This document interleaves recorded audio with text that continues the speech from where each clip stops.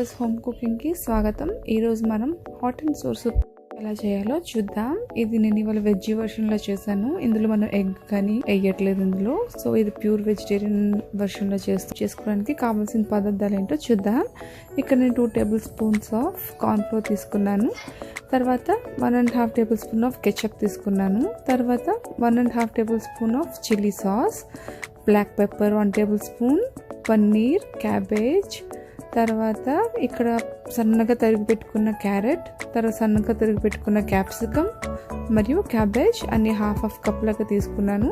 పైగా వినీగర్ 1 table spoon, soya sauce 1.5 table spoon మరియు ఉప్పు, ఇంకా తగినంత వాటర్ తీసుకుందాం. ఇంకా వాటర్ ఏమో నేను 5 కప్స్ యూస్ చేస్తున్నాను. సో ఇప్పుడు మనం షుగర్ ఇక్కడ నేను చూపించడం మర్చిపోయానండి. షుగర్ మళ్ళీ మనకి కావాల్సింది స్ప్రింగ్ ఆనియన్స్ కూడా కావాలి. నేను తరిగి పక్కన పెట్టుకున్నాను. సో ఇప్పుడు మనం ఒక ప్యాన్ తీసుకుందాం. ప్యాన్ తీసుకొని అందులో కొద్దిగా ఆయిల్ వేసుకొని మనం తరిగి పెట్టుకున్న వెజిటేబుల్స్ వేసుకుందాం ఒకటి తర్వాత ఒకటి. క్యారెట్, క్యాప్సికమ్ మరియు క్యాబేజ్. క్యాబేజ్ కూడా సన్నగా తరిగి అన్నీ ఒకేలా కట్ చేసుకుంటే అందంగా ఉంటాయి, చూడడానికి కూడా తినడానికి కూడా ఒకేలా బాగుంటుంది. సో మీకు ఇలా పొడుగ్గా ఇష్టం లేదంటే చిన్న చిన్న పీసెస్ కింద కూడా కట్ చేసుకోవచ్చు. సో ఇక్కడ మన వెజిటేబుల్స్ని 50% వరకే కుక్ చేయండి. ఎక్కువ కుక్ చేస్తే అంత బాగోదు. మనం తినేటప్పుడు క్రిస్పీగా క్రంచీగా ఉంటేనే బాగుంటుంది కదా. సో ఇవి నేను వేగిన తర్వాత కొద్దిగా స్ప్రింగ్ ఆనియన్స్ వేసుకుంటున్నాను. మిగతాది పక్కన పెట్టుకుంటున్నాను. మనం లాస్ట్లో గార్నిషింగ్లో వేసుకుందాము. సో ఇవంతా బాగా వేగిన తర్వాత మనం ఇందాక 2 table spoons of corn flour పక్కన పెట్టుకున్నాం కదా, ఆ కార్న్ ఫ్లోర్లో కొంచెం వాటర్ వేసుకొని బాగా కలుపుకొని ఉండలు లేకుండా పక్కన పెట్టుకోండి. సో మనం ఇందులో ఇది వెజిటేబుల్స్ కుక్ అయిపోయింది చూసారా, ఇలా పలుచగా కలుపుకొని పక్కన పెట్టుకోండి. తర్వాత మనం ఇప్పుడు ఇందులో 5 కప్స్ ఆఫ్ ఈ చిన్న కప్తో మెజర్మెంట్ తీసుకుంటున్నాను నేను, రైస్ కప్తో. దీంతో నేను 6 కప్స్ ఆఫ్ వాటర్ వేసుకుంటున్నాను.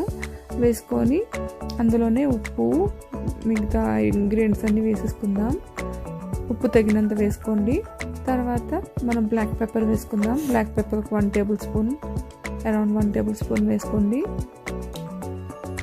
నేను ఇక్కడ ఫ్రెష్ బ్లాక్ పెప్పర్ యూస్ చేస్తున్నాను.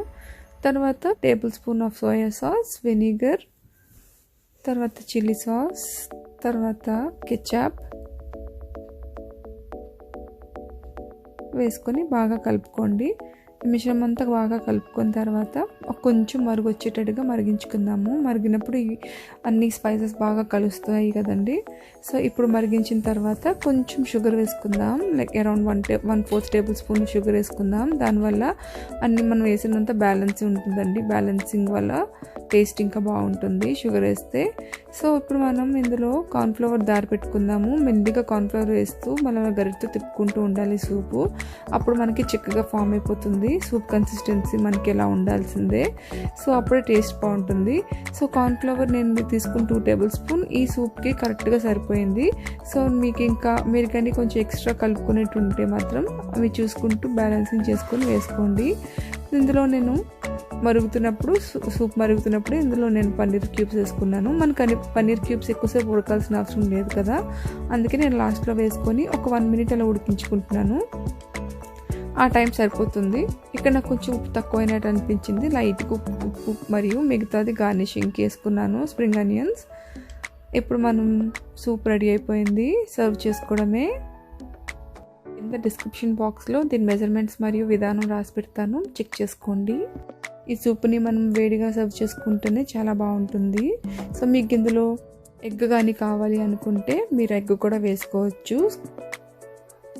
నా వీడియోస్ నచ్చినట్టుగైతే లైక్ చేయండి, షేర్ చేయండి, సబ్స్క్రైబ్ చేయడం మాత్రం మర్చిపోకండి.